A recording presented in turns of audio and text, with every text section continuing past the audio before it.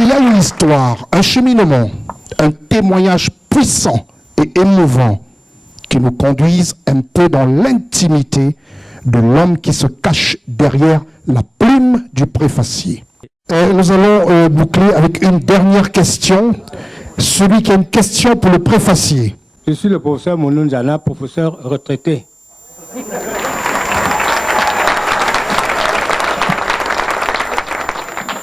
Mais professeur émérite quand même. Alors, pour le préfacier, bon, je vais donc essayer de poser une question au préfacier parce que c'est la seule possibilité qui m'a été donnée. J'ai entendu le préfacier dire à 2 reprises, en appréciant d'ailleurs le fait que le père Osama, au terme d'une conversation cordiale d'autrefois, en 1972, ait tenu parole en écrivant son livre dont ils avaient parlé.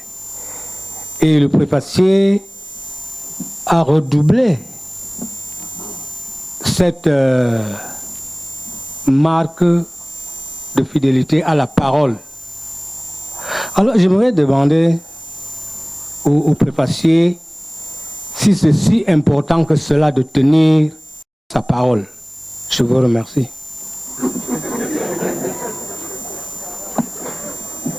Cher maître, je vais répondre en Béti, en chef traditionnel, un ñu, un danomot.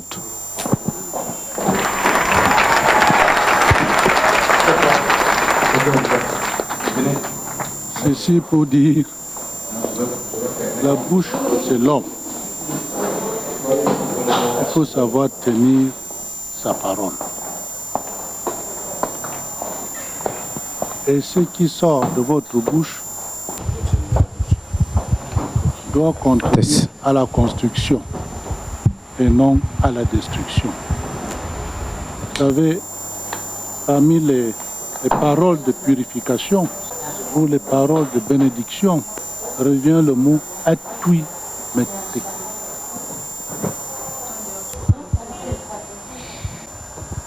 Vous sortez de vous-même quelque chose, non pas pour détruire, mais pour sauver. Donc il est important de tenir sa parole. Et si, quand tu n'as pas tenu suffisamment à ta parole, Hubert,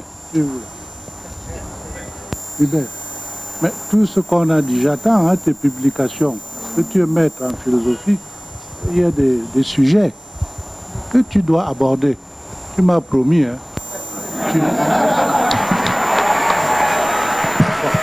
Il faut tenir à ta parole. Bon, c'est la seule question. Constitue mes papiers. On n'entre pas dans un stade au cours du match sans échauffement. Moi, je suis arrivé, vous me faites commencer à jouer sans m'être échauffé. Bon, on a suivi les présentations. Je crois qu'il y a une autre phase. C'est la phase de dédicace de signature. Oui. Avant qu'on ne passe à cette phase, je voudrais vraiment remercier Charles du travail qu'il fait au Cerf d'Otola. Il a su donner au Cerf d'Otola ses lettres de noblesse. Il a su donner au Cerf d'Otola une envergure. Il a su amener le Cerf d'Otola à être ce qu'on attendait de lui. C'est-à-dire ressusciter, maintenir, préserver ce que nous sommes pour nous permettre de nous projeter dans le monde. Il faut continuer sur cette base. Père Osama, toutes les interrogations que vous avez entendues sont des incitations à aller de l'avant, à continuer à écrire, à continuer à consigner par écrit ce qui nous reste encore. ceci est extrêmement important. Il est important d'être soi. Si on n'est pas soi, il y a un malaise, il y a un mal-être. Ce mal-être a été bien résumé par un poète antillais, Léon Lalo. Léon Lalo. Et c'est par là où je terminerai. Léon Lalo disait, pour montrer à quel point il était écartelé, il ne savait plus ce qu'il était, il dit, sentez-vous cette souffrance à nul autre égal, d'apprivoiser avec des mots de France ce cœur qui m'est venu du Sénégal. Voilà. Merci. Tout en remerciant le père, le révérend père Fédry, tout en remerciant le professeur Charles Binambikoy, tout en remerciant son Excellence le ministre Martin Bellingaye-Boutou. Merci. À l'auteur, à M. Nicolas Osama, au père Nicolas Osama, votre modestie, dut-elle en souffrir? Permettez tout de même que je dise à l'assistance que vous êtes le plus brillant de notre lignée, je dirais l'un des plus gros intellectuels de notre lignée.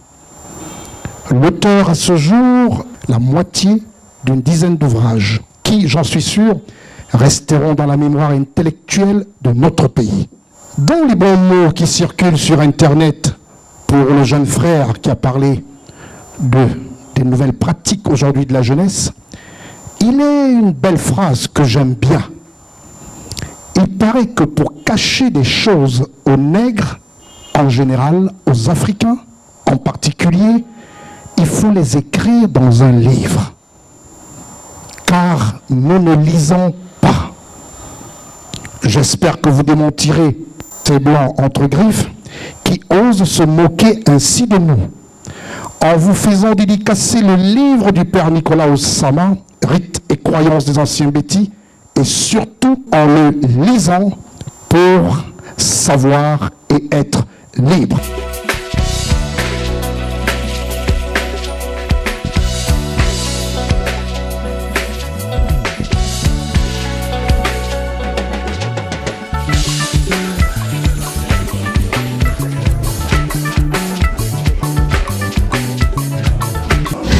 Rites et croyances des anciens bêtis. Rites et croyances des anciens bêtis. Tel est le titre de l'ouvrage du père Nicolas Osama, l'un des plus anciens jésuites africains. Sortie officielle le 25 juin. Rites et croyances des anciens bêtis est le livre de 246 pages pour tout savoir sur les rites et croyances des anciens bêtis, distribué par les presses de l'Université catholique d'Afrique centrale, PUCAC.